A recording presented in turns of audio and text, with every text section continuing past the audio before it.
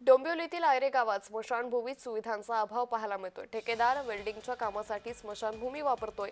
डोंबिवलीतील आयरे गावात पूर्वीपासूनच्या स्मशानभूमीत सुविधांचा अभाव पाहायला मिळतोय। स्मशानभूमीमध्ये एका ठेकेदारानं फॅब्रिकेशन वेल्डिंगचं साहित्य ठेवलंय। याकरता शिवसेना उपजिल्हाप्रमुख रवी पाटील यांनी कल्याण डोंबिवलीच्या महानगरपालिकेच्या आयुक्तांना पत्र देखील दिलंय। मात्र यावर अद्यापही काहीही कारवाई झाली नसल्याची माहिती देखील समोर आली आहे। कायरेगाव इथे स्मशानभूमी जुनी आहे, ग्रामपंचायत काळापासून स्मशानभूमी ती रेडी आहे स्मशानभूमी। आणि तिथे मी त्याविषयी अचानक गेलो पावसाळ्यात नाळा साफ करण्यासाठी। तिथे बघा ते स्मशान ग्रिलचा धंदा चालू आहे। एक ट्रक भरून ग्रिल तिथे पडलेला आहे ना। ग्रिल कोणाचा बनतो माहिती आहे का? तिकडे फॉरेस्टची जमीन पुढे ते आहे आयरेगावात, त्याचा ग्रिलचे वेल्डिंग तिथे होते। मला तर शॉकच बसला।